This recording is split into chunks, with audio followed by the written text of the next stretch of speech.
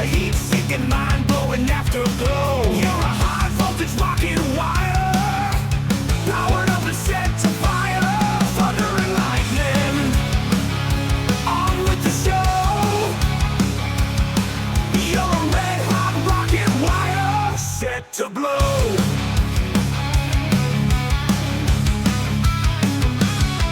Your sweat drips strong, pulse is gone, hanging backstage with your smoke shades on. Fire brimstones in the air, you feel the heat but feel no fear. Thunder and lightning, on with the show. You're a red-hot rocket wire, set to blow.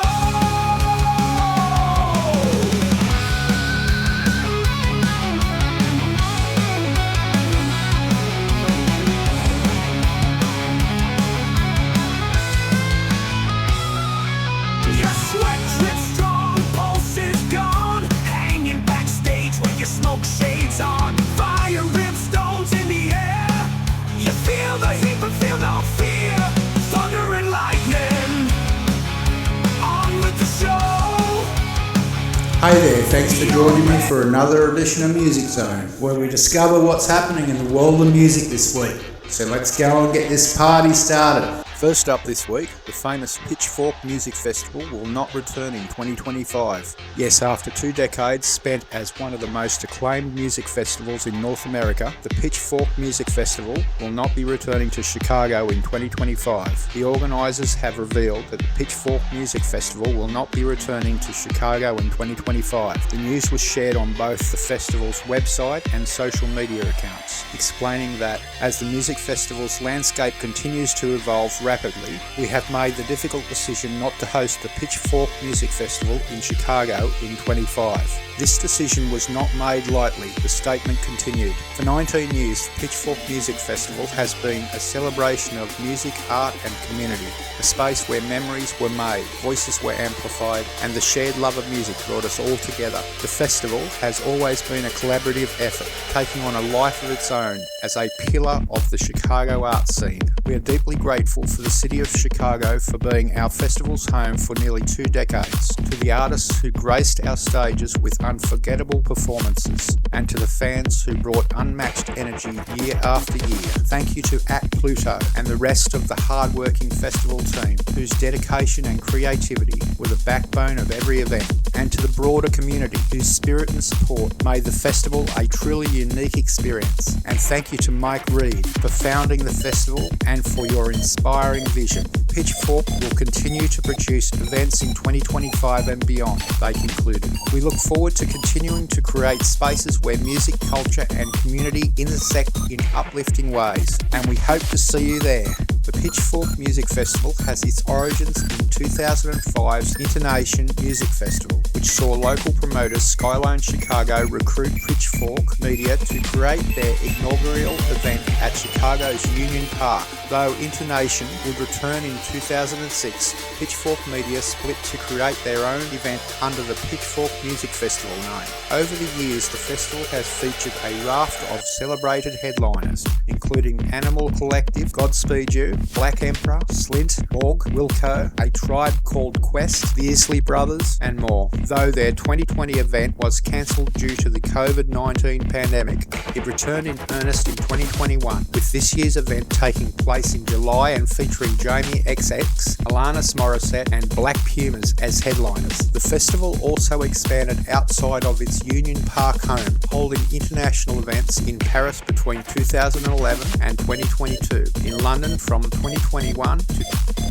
Berlin in 2020 and 2022, and a lone event in Mexico City this year. The news of Pitchfork Music Festival's demise arrives months after Condé Nast announced in January that staff layoffs would take place.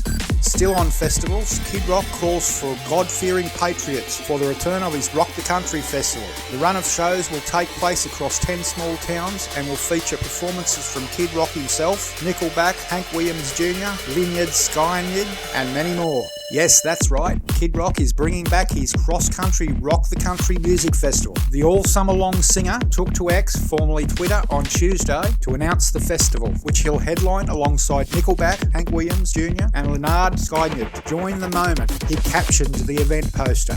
Rock the Country is more than a festival. It's a movement, a gathering of hard-working, God-fearing patriots who love America and believe in the power of live music to bring people together. Hear the beer flows, the love pours, and the music rains down like a monsoon.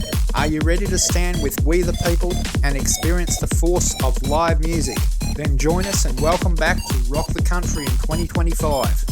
Travis Tritt, Gavin Adcott, Aaron Lewis and the State Liners, Tracy Lawrence and more are also featured on the show lineup, which will take place over 10 weekends in 10 small towns across the United States.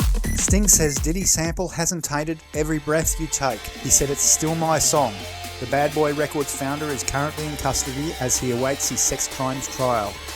Sting isn't worried about the legacy of Every Breath You Take, even if it is somewhat tied to Sean Diddy Combs' Forever. In a new interview with the Los Angeles Times, published Monday, the Police frontman was asked whether his feelings towards his band's iconic 1983 hit, which the disgraced Bad Boy Records founder famously sampled in his own I'll Be Missing You, now that Combs is facing trial for numerous allegations of sexual abuse, racketing and more. Sting began, I don't know what went on with Diddy, but it doesn't taint the song at all for me. It's still my song. The original Every Breath You Take spent 8 weeks atop the Billboard Hot 100 the year it came out, and it remains the Police's only #1 hit on the chart. 14 years later, Diddy released I'll Be Missing You as a tribute to the late Notorious B.I.G. with Faith Evans and 112, featuring an interpolation of Sting's classic. It spent 11 weeks at #1. Diddy was arrested September 16 on charges of abuse, sex trafficking, forced labour, kidnapping, arson and bribery, after which he was immediately taken into custody and denied bail multiple times as he awaits trial on May 5th, 2025. The most recent update in his case came Friday, November 8, when a judge rejected his unprecedented and unwarranted request that a gag order should be issued against his alleged victims and their lawyers on the grounds that they were making inflammatory extrajudicial statements aimed at assassinating Mr. Combs' character in the press. The court has affirmative constitutional duty to ensure that Combs receives a fair trial, the judge wrote, but this essential requirement must be balanced with the protections the First Amendment affords to those claiming to be Combs' victims. Meanwhile, Sting has been touring once again as part of a trio with guitarist Dominic Miller and drummer Chris Mass, a setup unlike his 3-person lineup with the Police, Andy Summers and Stuart Copeland, and the We'll Be Together singer is aware of the irony. I never left the Police, he said while speaking to the Times. I'm not sure what I did, I just made a record, as the others had done, and enjoyed it more than I did being in a band. And here I am again. He continued of his return to form. My whole modus is surprise. I don't want people to be entirely confident about what I'm going to do next. That's the essence of music for me, and no one expected a trio at this point.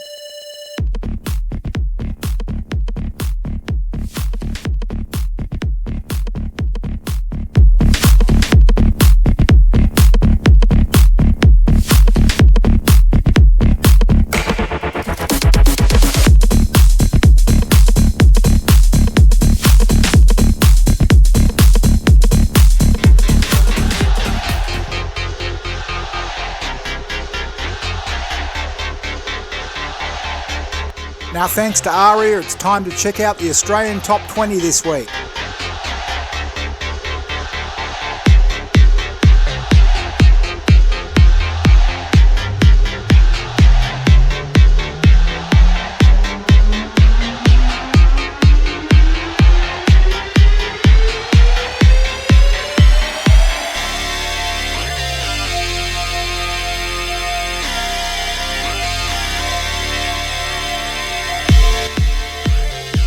Now it's time to find out who's topping the US and UK charts this week.